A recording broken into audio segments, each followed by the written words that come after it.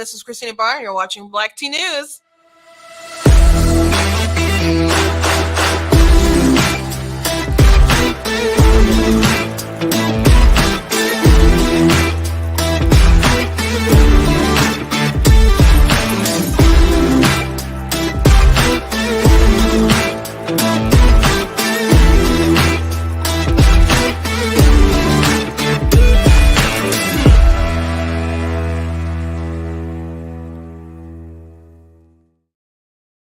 Hello. Welcome to Black Tea News. I'm your host, Christina Barr, and there's some big breaking news, especially if you are from the state of Michigan, that one of our candidates for governor, in which we had a bigger field, which a lot of people got pushed out after a lot of fraudulent signatures when they had petitions, and I don't think that the candidates themselves believe that they had or purposely had fraudulent signatures, but we've talked about it on the show, and I guess I'll briefly go through it. But the front runner, according to polling, is Ryan Kelley, and with 19 points, with like 49% out of a poll that this was decided out of, still like a lot of undecided people.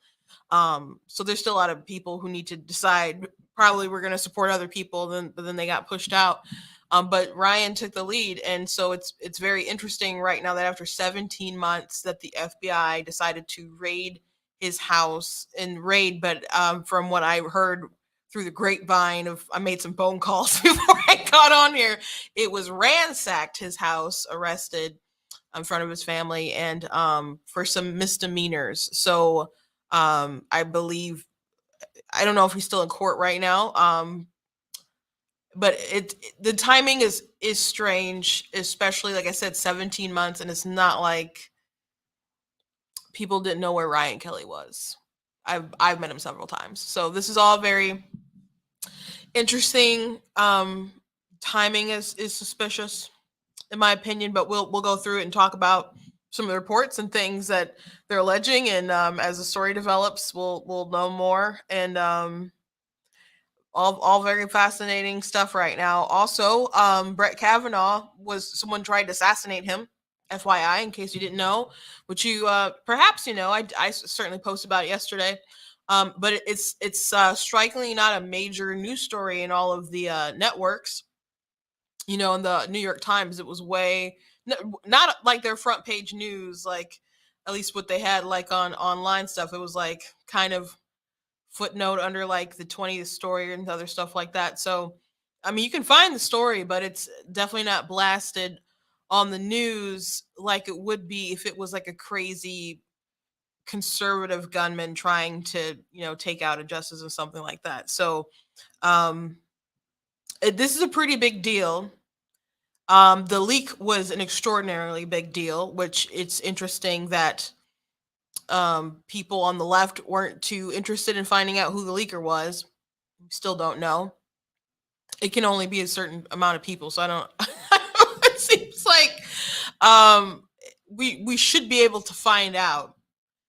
Last I heard anything about them investigating it, it was reported the clerks, some of them were like alarmed that they had to like give over their phones, or people were going to ask to give over their phones for them to investigate. And I'm like, why wouldn't they want your phones to figure this out? They're like, this is a huge deal.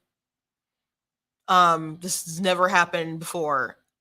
But you also had some really heated rhetoric, some crazy rhetoric, and we really need to tone down not only the rhetoric, but the accusations that are just lies that are going to make crazier people even crazier. And we'll get to that as well. I also want to talk about Joe Biden. He was on Jimmy Kimmel, and he's like really upset about press not covering him, I guess, just gloriously.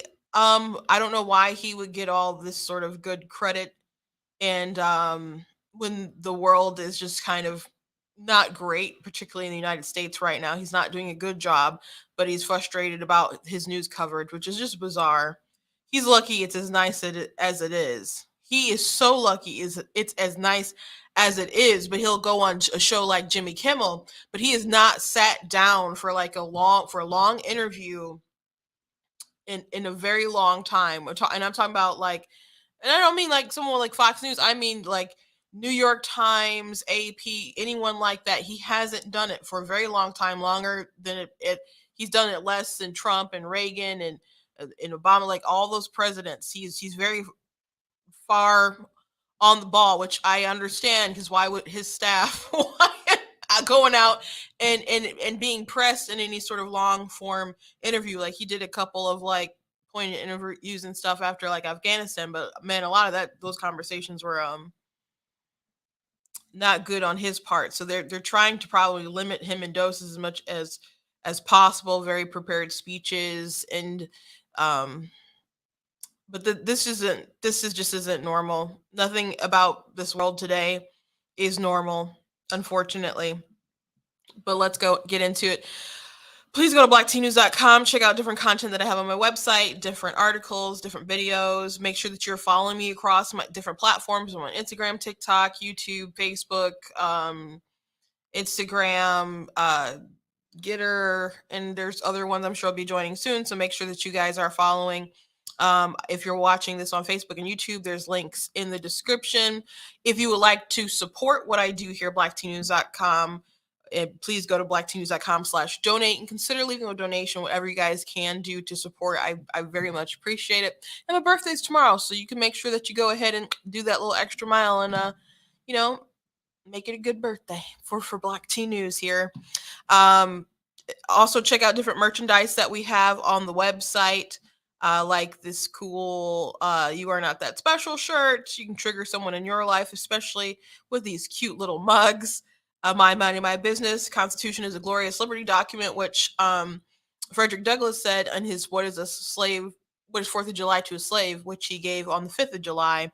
But people are trying to tear down 4th of July. They want like Juneteenth, which is coming up soon, to kind of be the Black holiday for America, for Black Americans.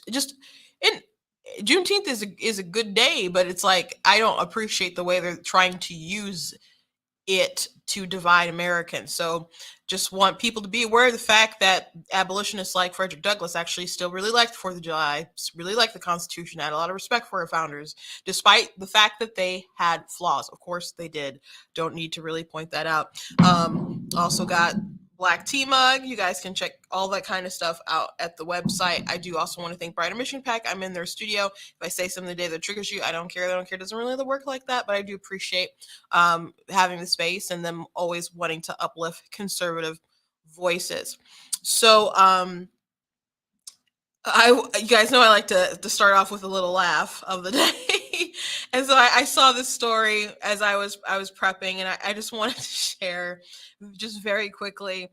So there's a story that they recovered some data in Hunter's laptop that was deleted, and it says Hunter Biden paid full-time salary to the stripper who fathered his 4th child with, according to deleted payroll records we received from a copy of his abandoned laptop. And I love this tweet. Hunter's creating more jobs than his father. I just thought it was funny. So so he tried to delete some stuff on the payroll, and they have like different messages that he had from the Washington Examiner. Has Hunter Biden paid full-time salary to a stripper who had his child, the child who President Biden has not acknowledged. Hunter Biden paid a full-time salary to exotic dancer with whom he fathered a child in 2018, according to deleted payroll files recovered from a copy of his abandoned laptop. Luden Roberts earned $1,500 for 40 hours of work from Biden's company, Owasco PC, on November 16, 2018, according to a recovered payroll file obtained exclusively by Washington Examiner. 2 other recovered files show Owasco spent an additional $521.37 to provide healthcare, dental, and vision insurance coverage for Roberts for the same month. The payroll records were part of the trove of 168,000 deleted files from the Washington Examiner recovered from a copy of Biden's abandoned laptop. Konstantinos Gus Dimitrios Dmitry Los, a cyber forensic expert commissioned by the Washington Examiner to examine the hard drive, retrieved the deleted files from an from a space from a hard drive using technique called data carving.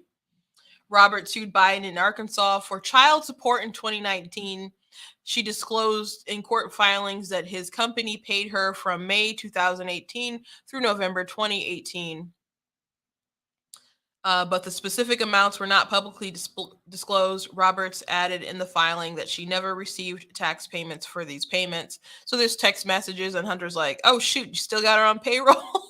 So I'll let you guys go ahead and read that on your off time.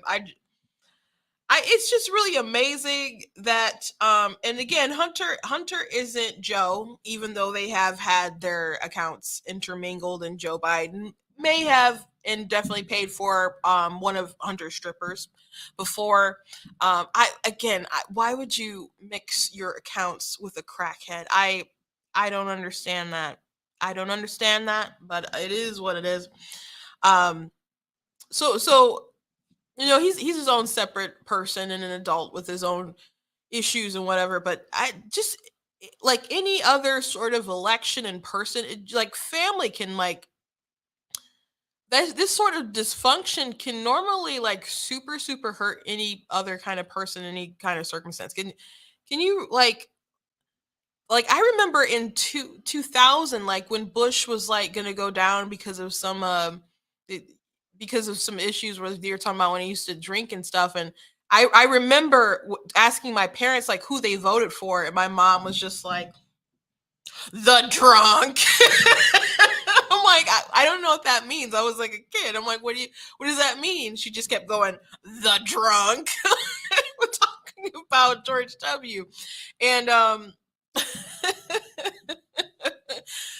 but that was like really big news and a possible like derailment and stuff. So it's just amazing how much they hid stuff with Hunter Biden. I mean, especially stuff that was really relevant as far as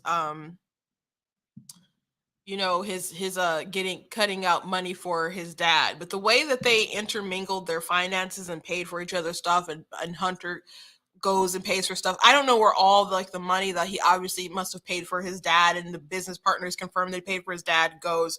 But Hunter himself said that, I mean, he gets paid from these business dealings and stuff, that he obviously got connections because of his dad's connections, and he would go and he would pay for stuff. But their finances were very, very intertwined. And so people who pretend like Hunter has nothing to do with his dad are just disingenuous. And I know it's got to kill Don Jr. sometimes, because he knows that these people would be on his butt every day if he did some of the crazy stuff that Hunter was doing, which I keep mentioning. One of the things that they haven't addressed is something that he could be arrested for, or at least heavily fined: lying on an ATF form. And we know he was lying about how he filled out his form and claimed he wasn't doing any substance abuse, because he wrote about it and confessed about it in his darn book that he had to publish. So he confessed it. It's a clear cut, hey, he did it, he lied, which this firearm his girlfriend like dumped in a trash can or something near like a school. So and the Secret Service had to recover it. So this is like just incompetence on parade. And Joe Biden will go out and say, hey, we need to get rid of ghost guns. But I'm like, dude, are you gonna even acknowledge that your son lied on his ATF form? And should at the very least y'all can fine him. But anyway, let's move on. Let's move on. So in Michigan, huge story that broke out today. Ryan Kelley has been arrested, and for his after attending the January 6th rally. Now, if you're confused about all this, you may be saying that happened quite a while ago. I mean, there's a lot of people who were like in jail for a while, like after that happened, they were like immediately arrested and so on. And you might be asking, why after all this time, 17 months, did it take 17 months to thoroughly investigate, because some of these people who are like claiming they spotted Kelley and other stuff were people who are like FBI informants. So, which people said they were FBI informants, like in the crowd. Well, why wouldn't there be? So it's not like they didn't know where Ryan was. And like I said, I made some phone calls before I got on. So apparently, I think it's 4 misdemeanors or charging with misdemeanors, by the way. And there's like 4 photos. Yeah, 4 misdemeanors. They said 25 agents ransacked his house. 25 agents.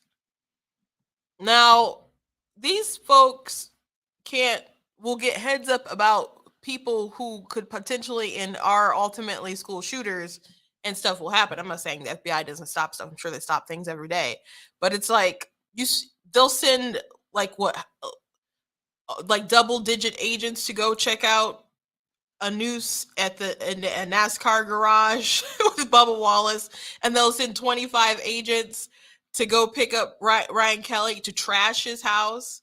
And they have time to plot to kidnap the Michigan governor, by the way. It's just a lot. It just really seems like a lot. So there's apparently like 4 photos that they have that they're saying he's doing different stuff in. And they said, in one photo he had his hand on like a barricade. In another, he has his hand up in the air. So they're claiming he's whipping up the crowd and trying to, I guess, incite violence, incite a riot. And then he has a hand on one guy's shoulder, and that same guy later had removed a barricade. So I don't know what all other evidence they have. It's still like an ongoing story. It's still very new.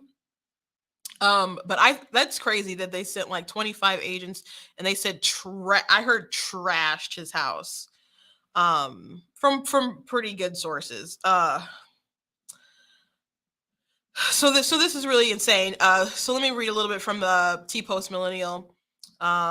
What they're reporting: Michigan gubernatorial candidate Ryan Kelley was arrested and had his home raided by the FBI agents on misdemeanor charges related to January 6 riots in the U.S. Capitol in 2021. Kelley's arrest comes 17 months after he traveled to Washington, D.C. for the rally and protests that turned into a riot. On one tip said that Kelley was seen in a black coat with a backward cap and sunglasses. Another tip from an informant who worked for the FBI identified Kelley in a separate video.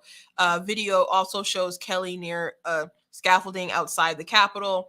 At approximately 2 p.m., Kelley climbed onto and stood on an architectural feature next to the northwest stairs and indicated by waving his hands that the crowd behind him should move towards the stairs leading into the U.S. Capitol building. The complaint reads, Kelley filed paperwork to launch his gubernatorial run just after attending the riot in January of 2021. A real estate broker, Kelley was also the founder of the American Patriot Council, which called for the arrest of Governor Gretchen Whitmer, Attorney General Dana Nessel, and the Secretary of State Jocelyn Benson. Gretchen Whitmer, Dana Nessel, and Jocelyn Benson are felons and should be arrested and rot in prison, Kelley said in the video. Detroit News says that Kelley is one of the 5 GOP candidates remaining in the race for the party's nomination for governor.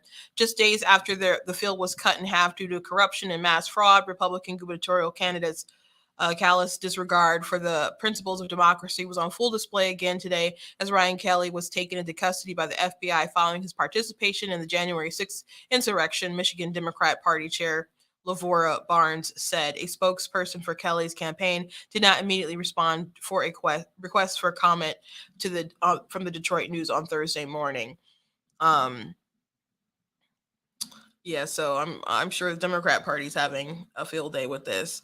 Now there is a video where you can't see him talking, and he says, "Come on, let's go. This is it. This is war, baby." That people are saying are Ryan. It kind of sounds like Ryan. I don't know that it is Ryan. So just FYI, that is out there. That's what people are saying. There's some other sort of language in some other videos that people claim were him, and people are like, that doesn't sound like something that he would say.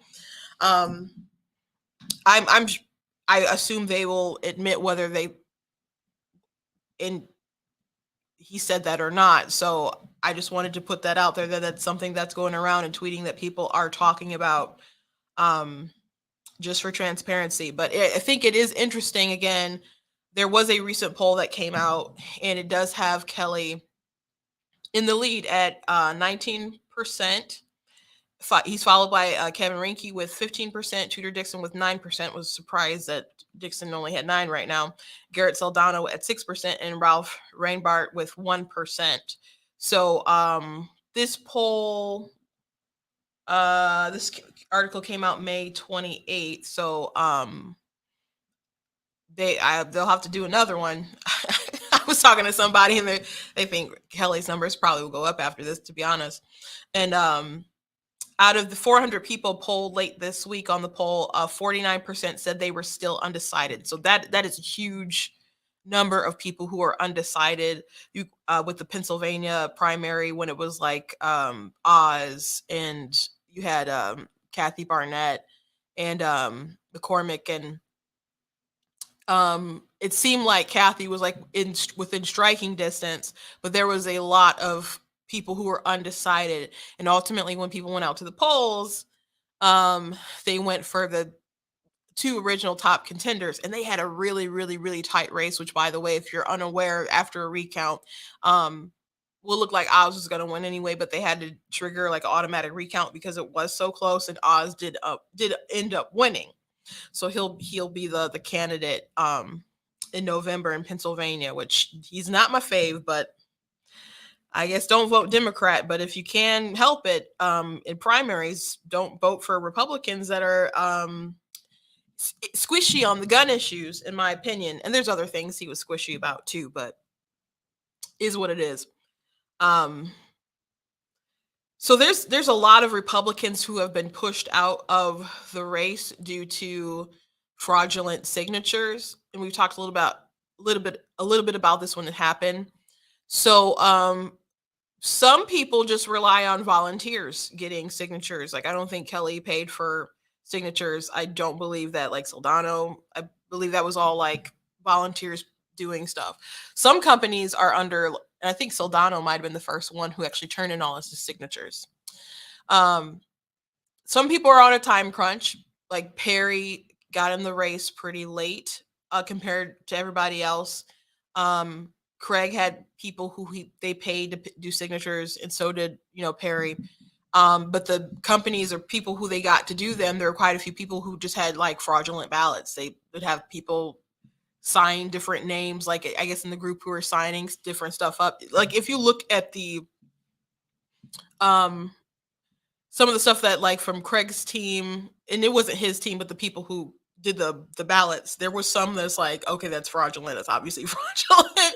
And with Perry Johnson's team is too, not his team, but the people who they hired, which I don't understand why someone would do that, I guess, and risk that sort of jail time and being charged with the fraudulent ballots like that, or signatures, when they are willing to pay so much money for people to collect signatures. When you're willing to pay like $7 is high. Like there was just a ballot initiative people were paying to finish it off with $7, and that's pretty good. Like I collected ballots signatures a couple of years ago, and I think I got $4 a signature, and so $7, like that's really good. But people were paying like up to like 20, I heard, to collect signatures. So I don't understand, like it's just laziness at that point. I mean, there's places where you can go in the state, and like some places in Detroit, and they're full of Democrats and stuff, but a lot of those people understand that there's people who collect signatures, especially if you go there all the time to collect signatures. There's some people just get paid to do it, and they'll just be like they'll sign it to do you a favor. So I don't understand. I just don't understand why you'd put yourself at such risk and do something so fraudulent. But I don't believe that the candidates themselves did anything with any sort of like evil intention. and to defraud the public and lie and everything. And I do think they were taken advantage of.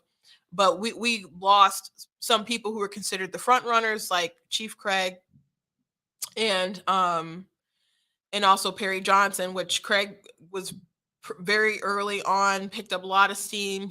They're like, he didn't let Detroit burn and all this other kind of stuff. And people were excited about his crossover appeal. And so people were really excited about him. And Perry Johnson came in and he had a lot of money. So you had like the person who had the name ID and you had the person who had a lot of money. And both of those guys are out. And there's also 3 other, I think, candidates that got pushed out as well because of ballot situations. And those hearings where they met with like the board of canvassers were pretty hard because I feel like the Republicans, I didn't expect them to get any votes, but it was like 2-2, and they would have needed like 3 out of 4 to support their claim and let them on the ballot.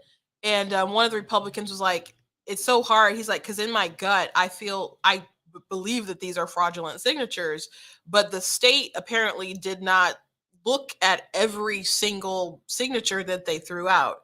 So it is on the state to prove that those were fraudulent. And if they did not actually look through all of the signature verification process, then that's not good on them. So the Democrats are like, you guys, these are probably fraudulent and you just want us to let you through. And so one of the lawyers, I forget for which candidate, they were like, well, the examples that we would find in situations like that, the remedy would be like when they've had to go to the courts, was they would allow them on the ballot because the state didn't prove their case that they were fraudulent. So I do feel like the state should have proven it, but I do also believe that a lot of those ballots were fraudulent and probably enough to get them kicked off. So so people were saying, well, the people are the backup and let them decide. So it's tough. But the state should have proven the validity of it. And then the state there at the meeting, they're like, there's no way they're going to be able to verify all the signatures by the end of the deadline, which was like in a few days. And I'm just like, that sounds like a you problem. Like, you guys have known that there have been issues with these ballots for a little while. So and there's like kind of a warning about it. And I think some of the candidates kind of found out later rather than sooner. But if they didn't do their due diligence to like look at this signature and be like, that's fake, and they're just like picking out a few, and then they're just tossing out pages because it has that person's name on it, that's not really the state doing their due diligence. So but anyway, a lot of big heavy hitters were off the ballot at that point. And I thought that I know Kelley has been going around working really hard in a lot of grassroots circles, especially like in areas that I've been at, like gone to, even like there's this Team Red Party that a friend of mine hosts all the time. Kelley goes to that like a lot. So I've seen Kelley around a lot working. Some people are like, oh, Gretchen must be so scared of Ryan Kelley, so scared. I don't think that's the case. And I'm not saying that Ryan, don't get me wrong, people who are out here who's fans of Ryan, I'm not saying that Ryan wouldn't be able to debate her or whatever. I just, even though you may feel like your candidate might smoke somebody, and that could be true, that doesn't mean that the other side is thinking that and is legitimately afraid of you. That doesn't mean that. So I don't think, I think I know this comes off more like a punishing sort of thing. Now, if there's something heinous that they investigated and found, which it's hard to believe that it took 17 months for them to figure out that they needed to raid his house. So I think this kind of stinks of impropriety. It really kind of does. The timing is really suspect to me. But I don't know, a lot of the stuff does kind of seem like a punishing someone for their political views and involvement and other stuff like that. So just wielding the power out of pettiness. It could be what it comes down to, not like, oh, they're so afraid of Ryan Kelley, let us get him out of there. I don't know if it's that. And if they're playing 40 chess, they could be like, one, let's uh do this to him, and then he gets arrested, and then he gets higher notification, like nationwide, because people were talking about it. It's in the AP, it's national news. And then his points go up. The next poll they could do, he could be up 30 points. And then let's say he has enough to get the majority. But then we're still like a mostly blue state. And then they run this corrupted ticket or whatever. And then they feel like that's a good way to tank that person. So there's could be 40 chess on that side. Or maybe they just didn't want to do the investigation and activate it until now for whatever reason at the FBI. So I don't know. It all seems very suspect to me. Very, very strange. I'm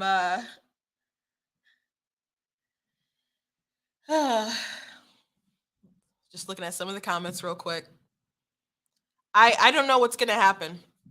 So I'm interested to hear what's being debated in the courts. There's a lot of folks who they really went hard after over misdemeanors. And that's what they're saying. I mean, they're not charging him for insurrection like he's an actual terrorist. That's not what's happening. But did they need to wait? Do I believe that was necessary for them to send 25 agents to his house and ransack it after 17 months? No, but I guess the government will have to make their case.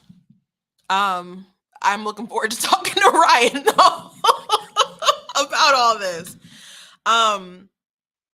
So I think he'll stay pretty high in the numbers, to be honest. And other candidates, I was a little surprised in that poll. Again, 49% undecided is very high, and I don't know how much.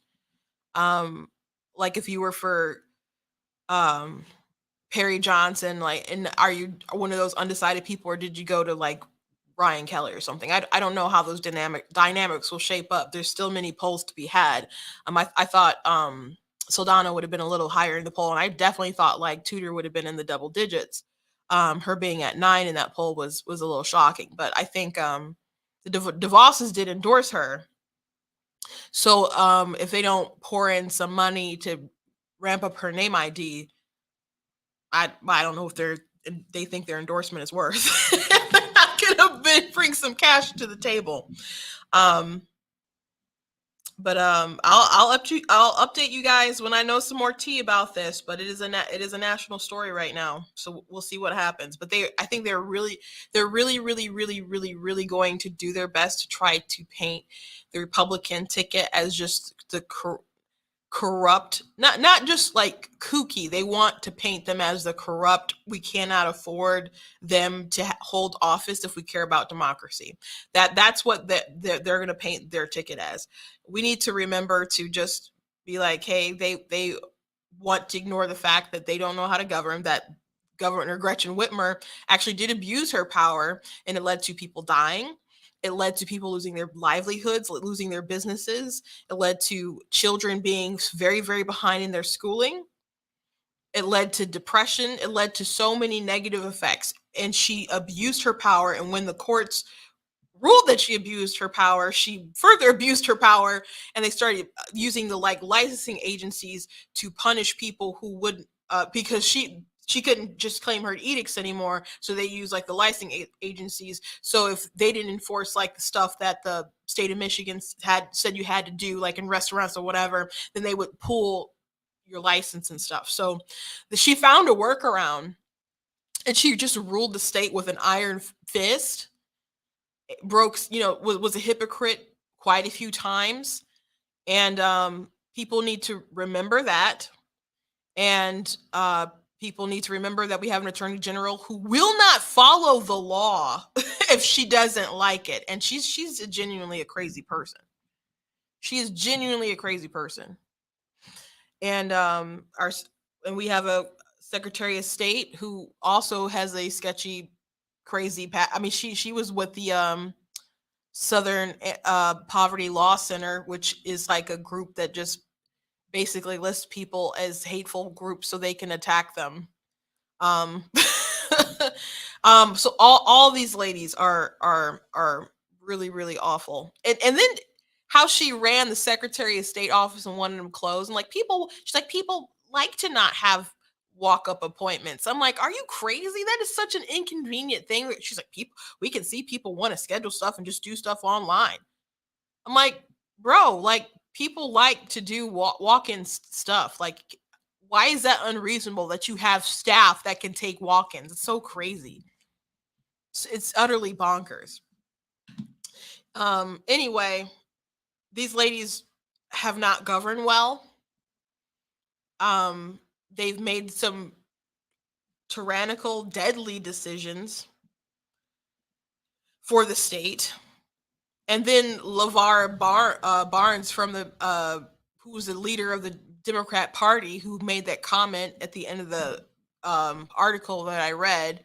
I'm like, did you guys think we forgot when you said, like, tweeted out on your social media accounts, like, I don't know where this idea came from, where parents are supposed to decide, have a say in the curriculum of your children.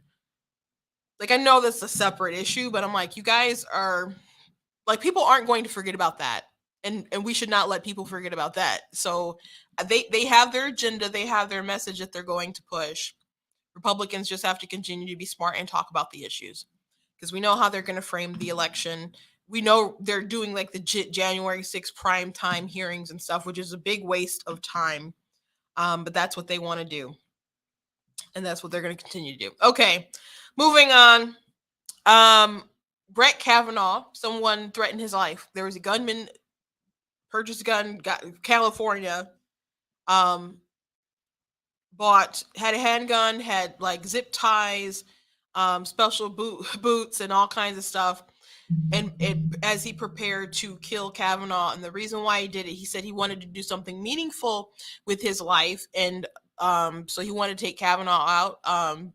He was very upset and angry because of the leaked Roe v. Wade decision that has not been published. But you've had all this talk and all this legislature talk and the political stunts and anger and violence toward like pregnancy crisis centers, where they're like, if Roe's not safe, neither are you. That's crazy. We haven't talked enough about that as a country, all that kind of stuff going down. So he's upset about Roe v. Wade, I guess, being overturned. Whatever happened, no uterus, no opinion, whatever. But he's also upset because he feels that Kavanaugh will loosen gun laws.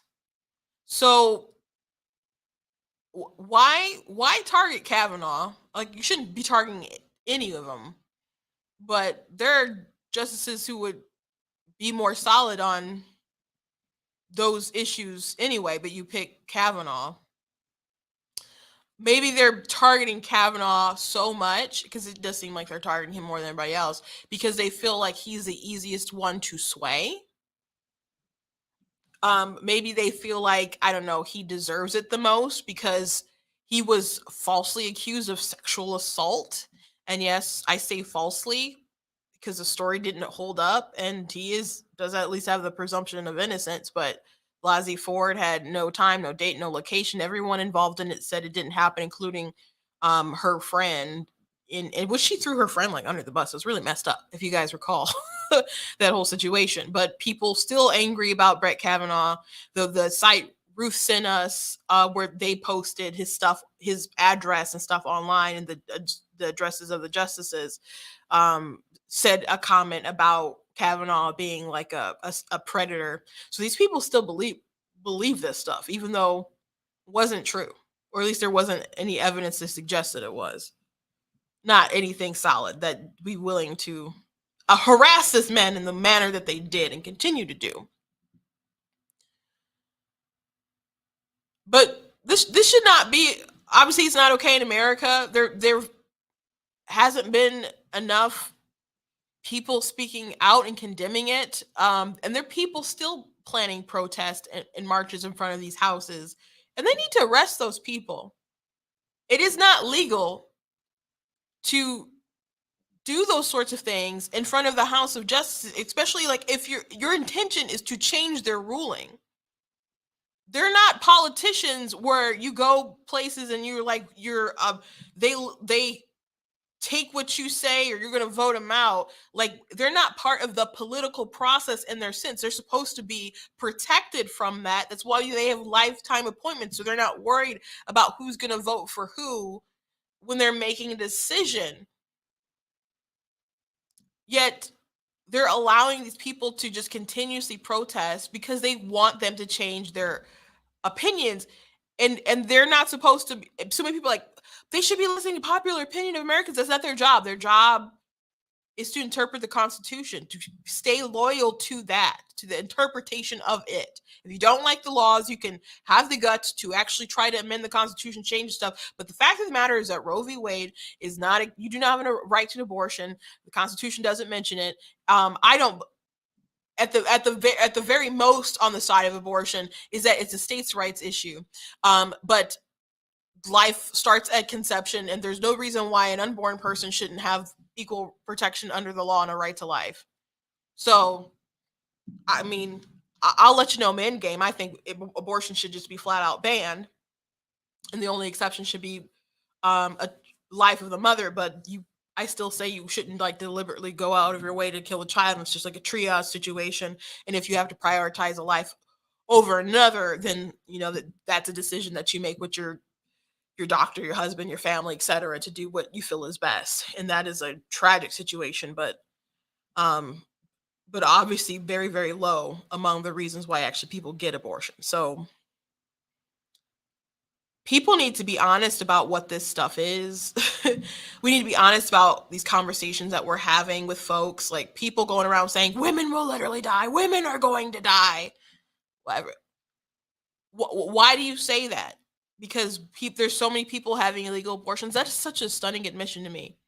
First of all, if people are going to be having all these illegal abortions, which NARAL and people lied about the amount of of women dying and stuff in illegal abortions because they wanted to dupe feminists into supporting abortion. So a lot of the numbers and stuff that they used to report were not factual, and they knew the press would carry the lies, and they never wanted to correct them because they wanted to manipulate people. So I'm not saying that there weren't women who, you know, hurt themselves in situations like that, but it's not, but Roe v. Wade didn't make that stop. Like women stopped dying so much in those situations when we had just like an advancement of drugs like penicillin and other stuff. So there's not going to be all these women dying in the streets. And if there people are going to have illegal abortions, they're probably going to do that from getting access to pills, which the abortion industry claims that you can do that at home without any sort of supervision. So if people are going to get access to these drugs that they give people now to have at home, and it's going to kill these women unsupervised at home, then what are you saying? Is the abortion industry lying and this stuff isn't as safe as they claim? And if a woman is mentally unstable enough that she's willing to hurt herself, do you think it is a good thing that people drive these people to abortion clinics? Or do you think that it would be better if we as a society tried to help her in her time of desperation and mental instability? Because they're making a case that these women are like suicidal. That these pregnant women are in such a desperate state of mind that they'd be willing to hurt themselves, perhaps even kill themselves to not be pregnant. And I don't think we as a society should just throw up our arms and be like, okay, she's crazy. We should just let her kill her. Like we should we should try to help these people. If they're in such desperate financial straits or whatever, then we should really try to help these folks. Which is curious that you don't have more people on the left speaking out about these people terrorizing these pregnancy crisis centers, that many are in low income areas that help women in need. They say they're for choice, but they're not standing up against the violence when they're saying if Roe isn't safe, neither are you.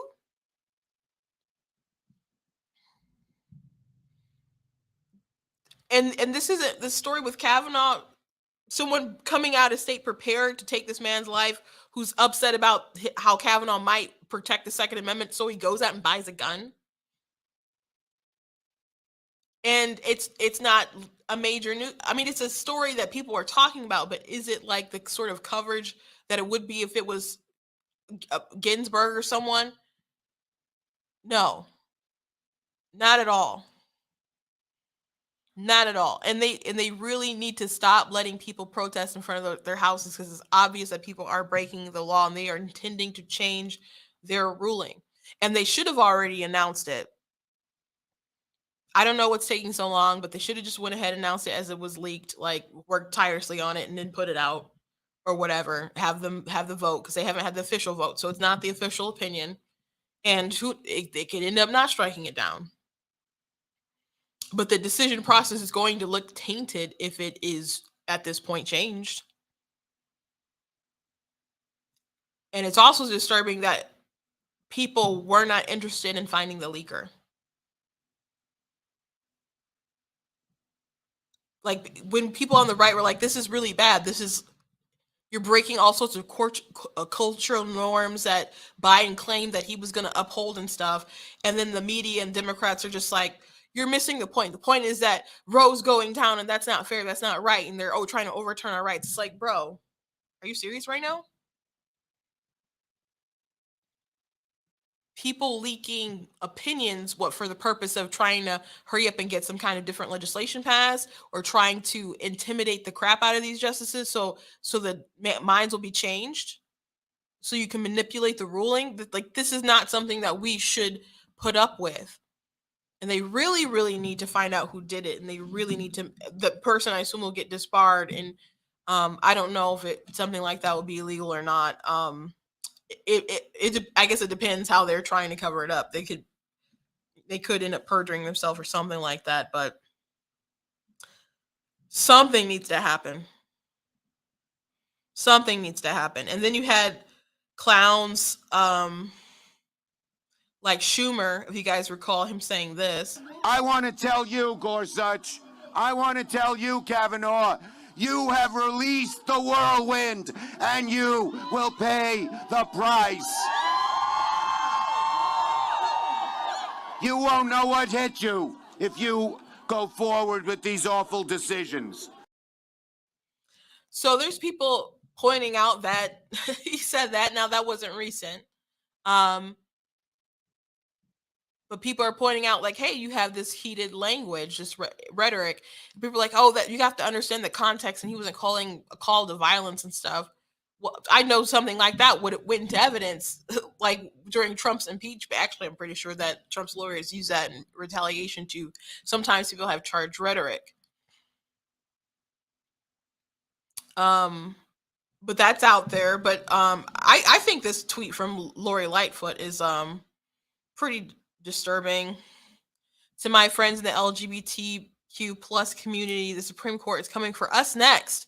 This moment has to be a call to arms. We will not surrender our rights without a fight to victory.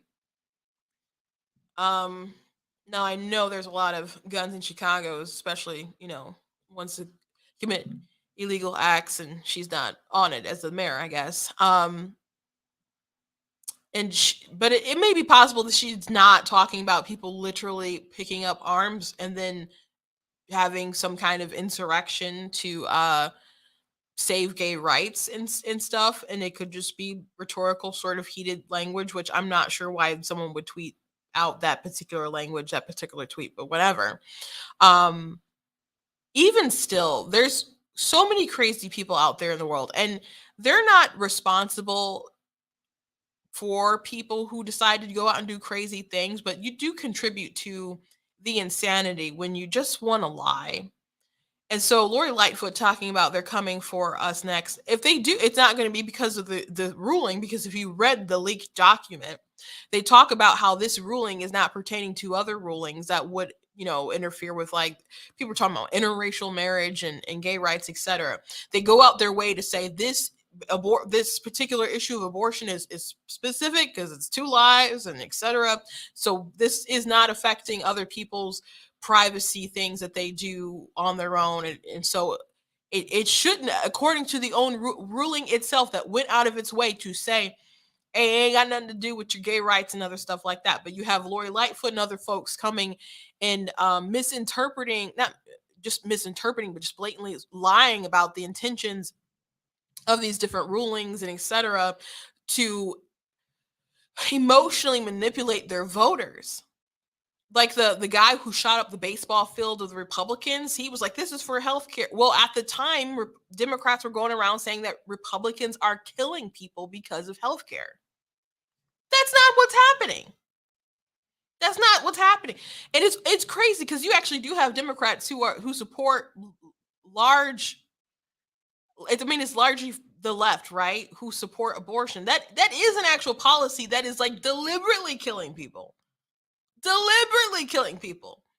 But if you say, hey, I don't think that your neighbor should have to be taxed and then pay for your health care, and healthcare is actually commodity, and whether your solution is you open up stuff by state lines or whatever, isn't you killing someone. But that was the rhetoric. There was this one video back in the day with like supposed to be like Paul Ryan had a wheelchair and was like threw like a grandma or somebody off of a cliff. That was like an actual like political ad that went out. And it was one of the more egregious ones that was talked about for a while, just how ugly and nasty some of these ads can get. But that sort of heated rhetoric that's just so beyond reality really does breed wackadoodles.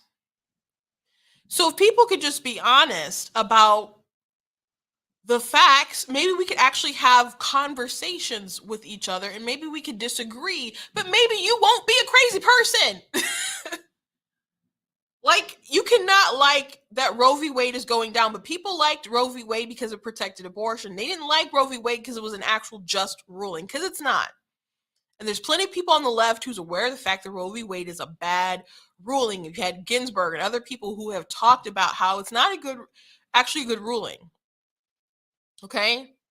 But people don't care. Now, that is a problem. That's not how our system works. You can explain the system, and you can want to petition your government and people to keep abortion, which you're going to have to do state to state. Like, if you live in this blue state, your abortion rights are probably okay. It'll probably get more accessible because people are sick.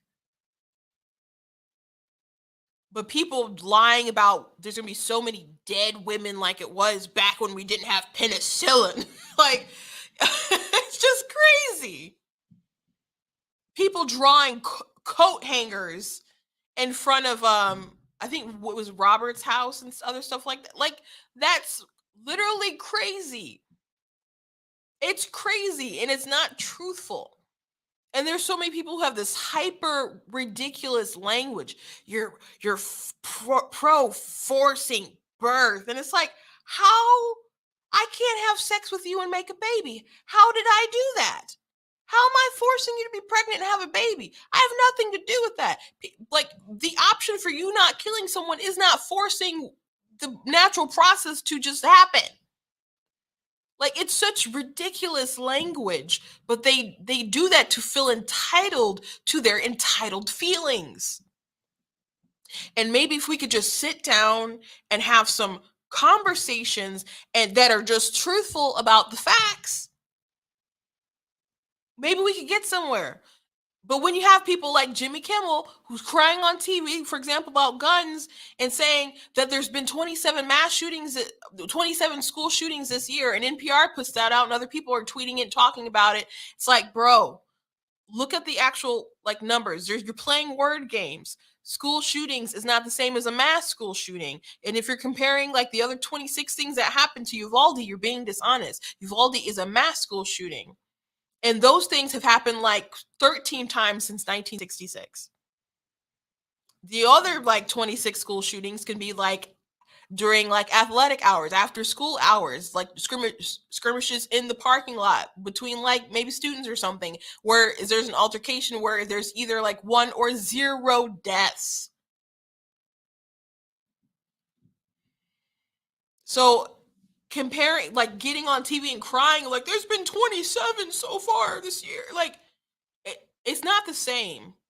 And I'm not saying those things aren't bad, but it seems super, super disingenuous to compare those things to Uvalde and then people going around repeating, do you know there's been 27 school shootings? And they're thinking about what happened then, or they're thinking about Parkland, or they're thinking about Sandy Hook, when that's just not the case. But if that's what people believe, no wonder why they're so upset and so hysterical.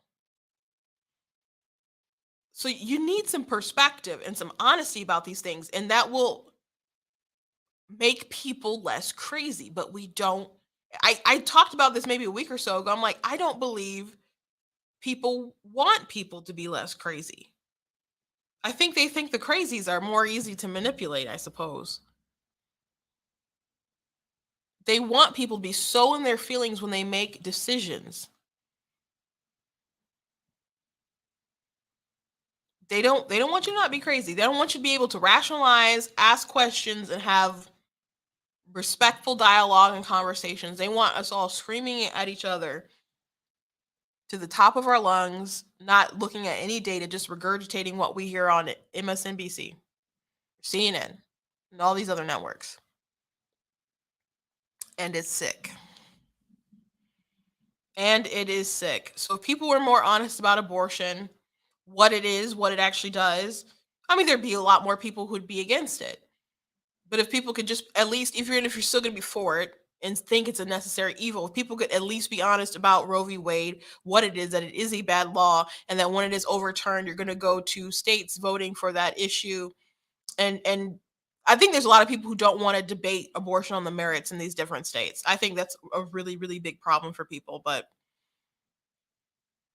some honest, I just wish we could go back to like some honesty in this country. By the way, they did pass I think it was like Protect Our Kids Act or something that they called it, where they wanted to ban guns for, there was other things that it addressed as well. It wasn't just about purchasing firearms for 18-year-olds and stuff, but it did pass the House, which is going to go to the Senate to die, which they're aware of the fact that it's going to go to the Senate to die, and it better die in the Senate. But there were 10 Republicans who flipped over and voted for this. And I'm not surprised that Kinzinger is on this list, because he said something the other day about like he would reconsider, legislation as far as like banning 18-year-olds from having firearms. I'm not surprised that Upton is on there. I mean, it sucks when you see someone from your state, don't get me wrong. But people have had a lot of issues with Upton as of late, and it's disappointing still. It's disappointing. Not surprised that I see 1, 2, 3 people from New York, one from Jersey. What's up with Ohio, dude? What's up with that?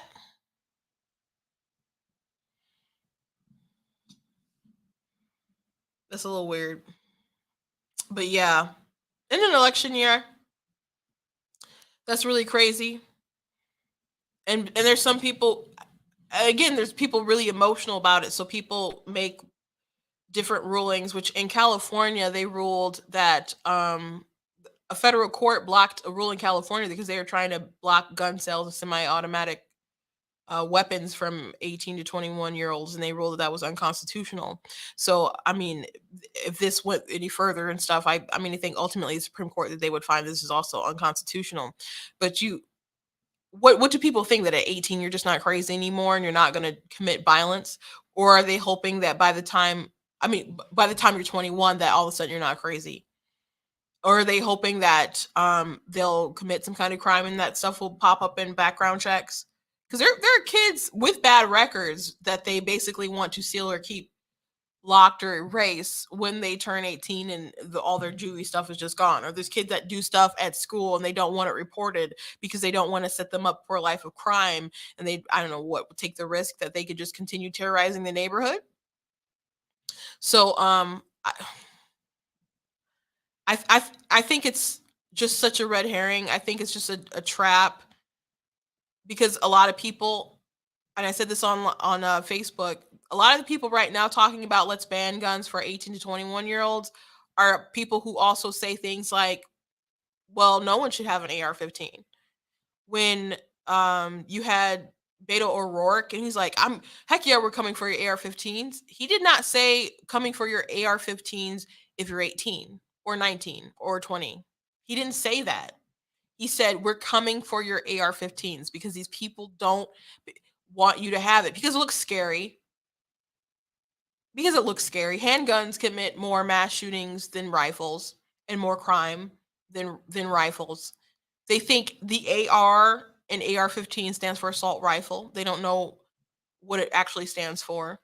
And so they keep saying they're weapons of war. People do not use like AR-15s like that. They use the other things, bro.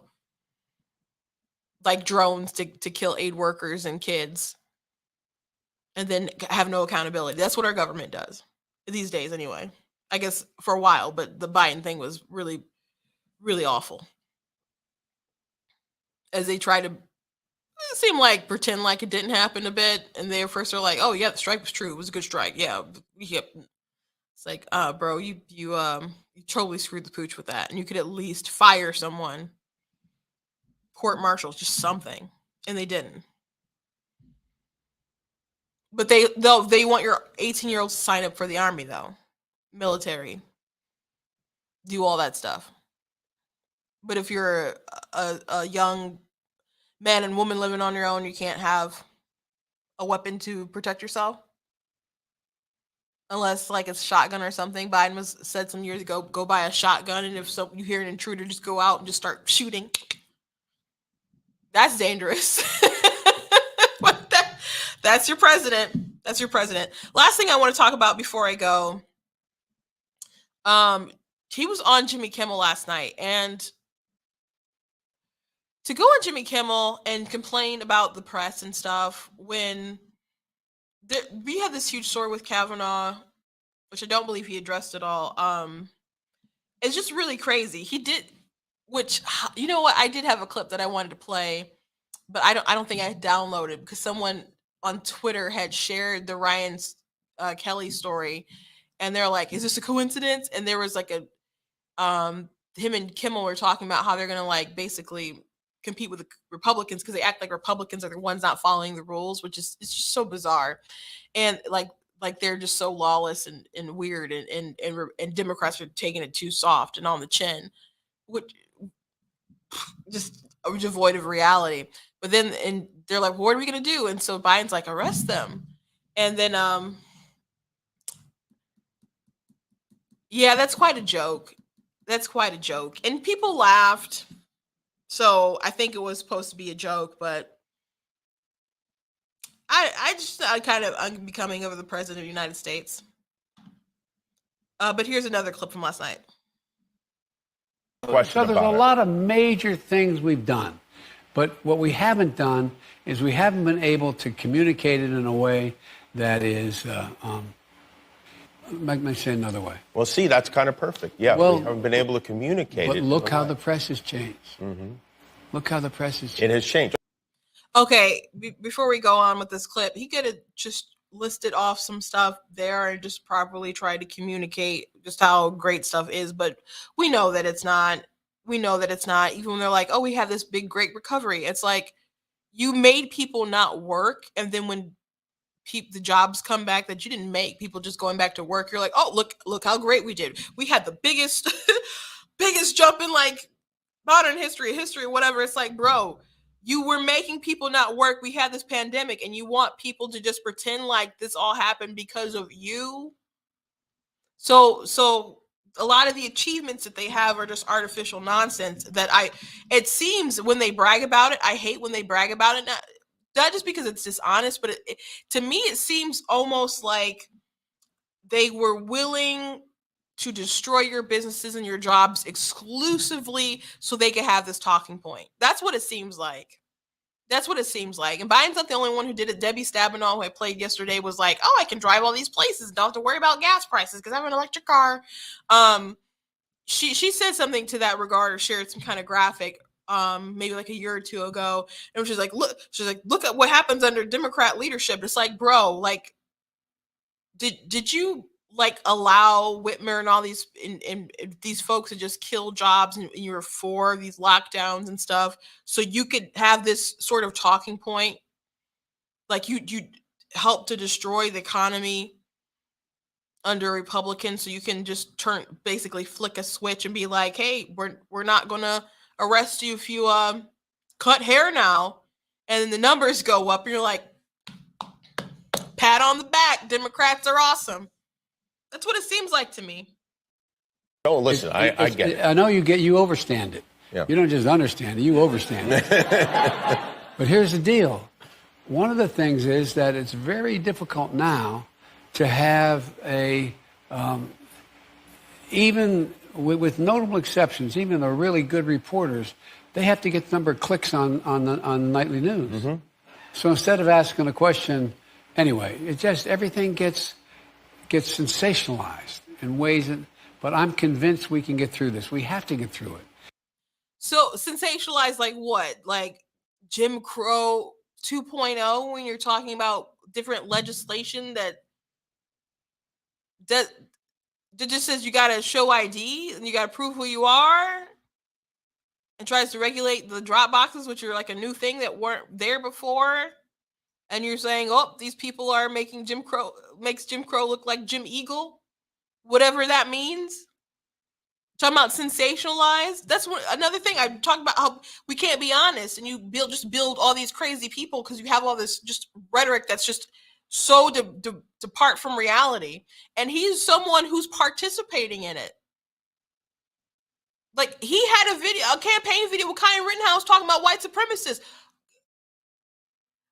They're so deep in their narrative, and then they have the goal to come on these shows and be like, they just like to sensationalize the news, as if he's not one of the most prolific liars in political history. And one of the things, look, I'm going to take a break, and then we'll talk a little bit more, if you don't mind. You. I'm sorry. We have some of those commercials. We have some biracial commercials we need to show. So,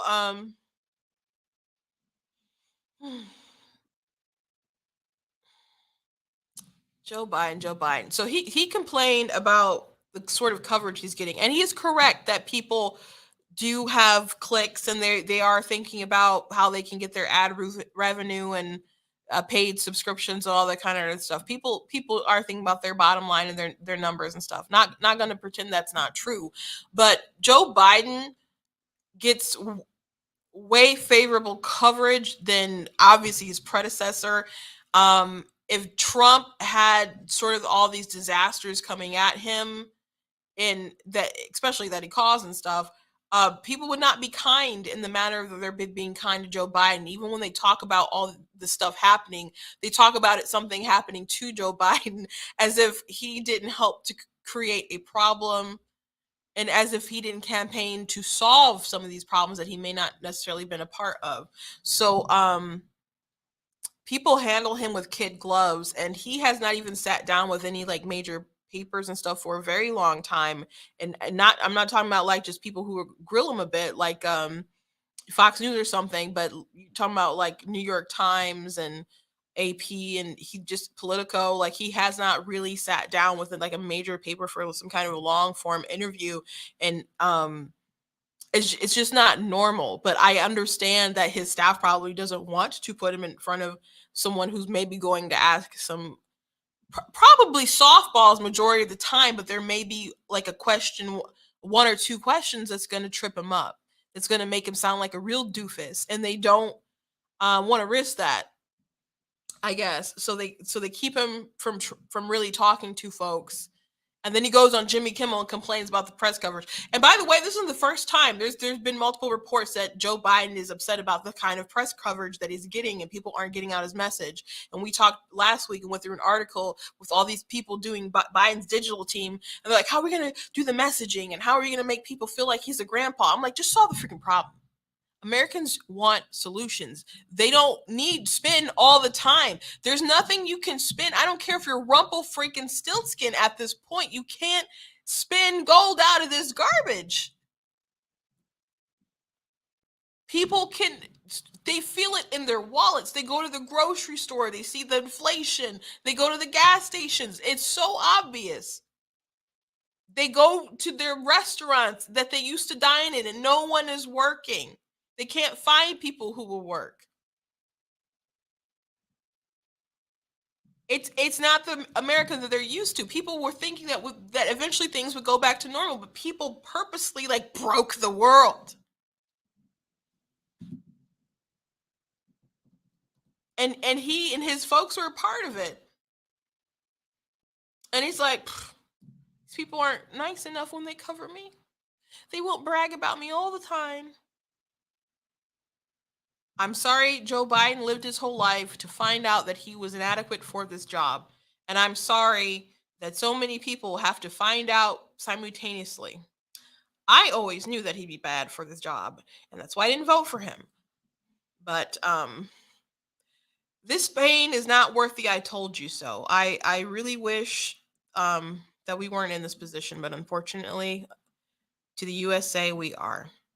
That's all I got for you guys today. Big announcement on Saturday. Well, tomorrow is my birthday, guys. So there's that. But on Friday, I'm going to resume my Let's Talk About It. And my guest will be, This is Savvy, will be joining me. I'm trying to do like a panel though, and have some other people. But at this point, Savannah will be the guest, and I'll reach out to maybe a few other people, but I don't know. It might be cool just to have the two of us again. I haven't done it in a while, and she might have been my last guest when I actually did it. But we're going to be going back to that at 7:30 p.m. Eastern time on Saturday. So we're going to be talking about particular TikTok videos. She is just a wealth of knowledge, and if you like my content, you'll really, really, really, really like Savvy. She has such a elegant way of putting things in a kinder manner than I do. I don't feel like I'm super aggressive, but everybody loves Savvy. Savvy is very close to hitting 1 million followers on TikTok. Very close. So as far as online royalty, I'm getting some on Saturday. So I'm excited for that. Tomorrow, if you're in Michigan, I will be sitting down with my mom at my church, and we will be doing a Q&A. She's a first lady. She's been one for a very long time, but she's raised 7 children. And people always ask questions like, how do you raise that many kids, 6 girls, 1 boy, and, live peaceably in a home? So people have submitted questions, and we're going to do like a Q&A. And so I will be like handling the Q&A and doing the interview. And so it's a very rare treat because my mom is very introverted. And so this first time she will be doing something like this. But if you are in the area, it'll be well worth it. It's not like a paid admission sort of thing. So you can just come. So that's my church is Rochester Hills Christian Center. And it's going to be at 7 o'clock. I think I have